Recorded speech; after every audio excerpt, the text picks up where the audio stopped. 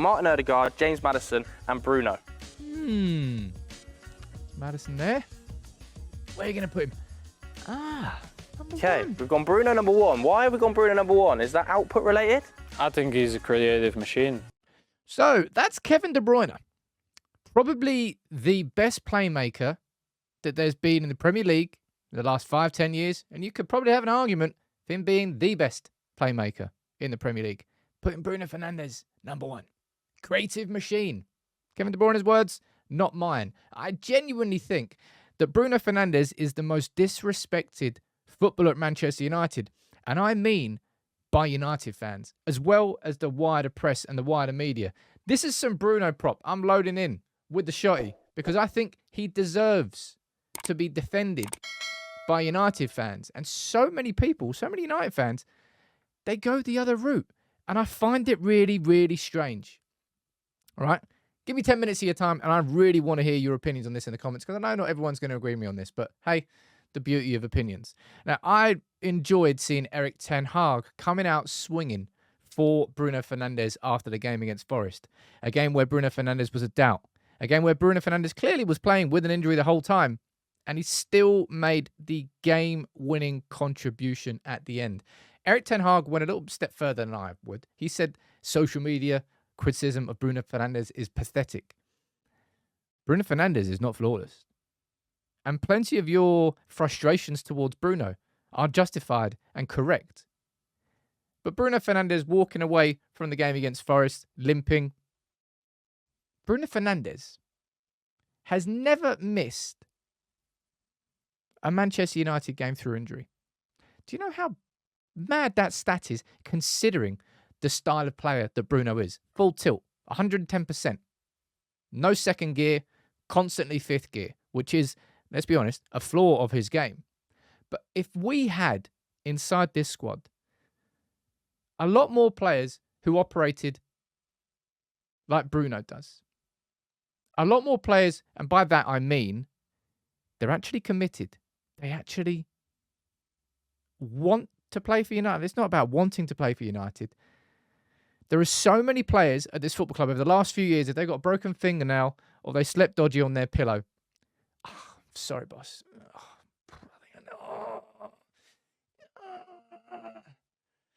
I'm only at like 99.4%. I think I'm going to have to hit this game out. I want to play. I want to be here. Go United. We'll use any excuse not to play a game of football.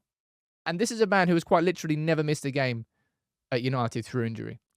And you know the thing that wherever you look, with numbers, with Bruno Fernandes,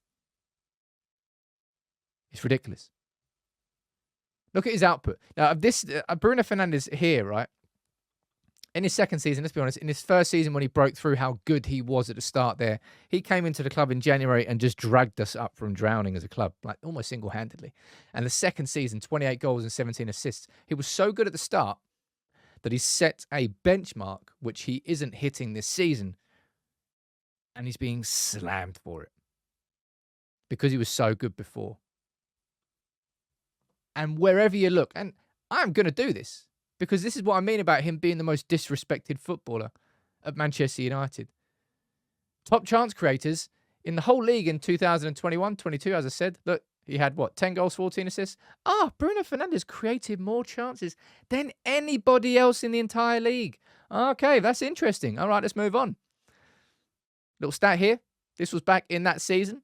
Bruno Fernandes created 9 chances against Spurs, the most by a player in a Premier League game since Bruno created 10 against Villa. That's interesting too. Okay, let's move through these.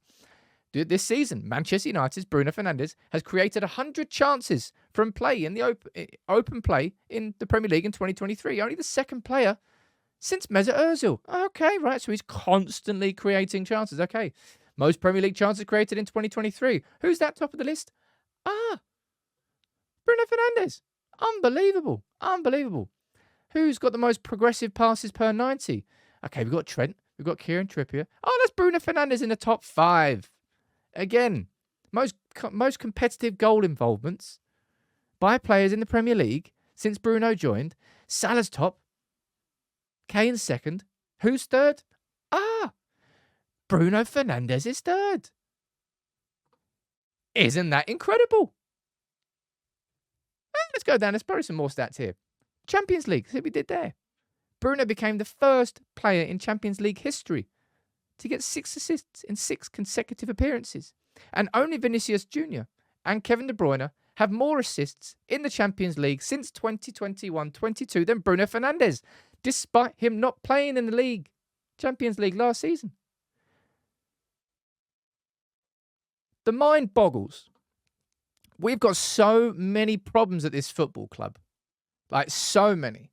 In fact, I ran through a list of all the players that I would get rid of. That is 17 players on that list there. It's actually over there. That I would get rid of before I entertain a conversation about what to do with Bruno. And there's a lot more on that maybe list. And that's the thing that I find so staggering.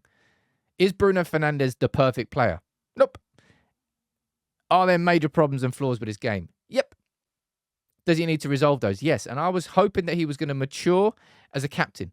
Realise that playing with your heart on your sleeve is all good and well when it's yours as an asset. But when another team can use that to their advantage, they can wind you up, then it's not an asset. He doesn't need to be the Duracell battery player. He can hold a position. I'm telling you, Bruno Fernandes is the man that this midfield needs to be built around. Allow him to operate as the free-roaming number 10. And as all of those numbers show you, there pretty much isn't anybody better, other than Kevin De Bruyne, at consistently creating chances and big chances for his teammates than Bruno Fernandes. And I will defend him. And this video is here to defend him. Does he have problems? As I just said there, yeah. Probably the biggest problem that a lot of people have is his petulance. The fact that I think he's been booked more for speaking back to a referee than any other player in the Premier League this year. And that's just not streetwise. I think a lot of his problems are a lack of common sense on the pitch, which is probably even more frustrating because surely that's something that can be resolved. Maybe it's something that's just embedded into his personality. But I really liked seeing Erik ten Hag coming out to defend Bruno because I think, on my life, I think he's the most disrespected Manchester United player. Do we have problems at this club? Yes. Is Bruno Fernandes faultless? No. Does he have problems? Yes. But there are, as I ran through that list, there are like 10, 15, 20 players that I would get rid of before I even entertain the conversation of replacing Bruno Fernandes. He's that important for us. He's been that good for us for a few years. By far and away the best signing we've had post-Fergie, and it's not even close.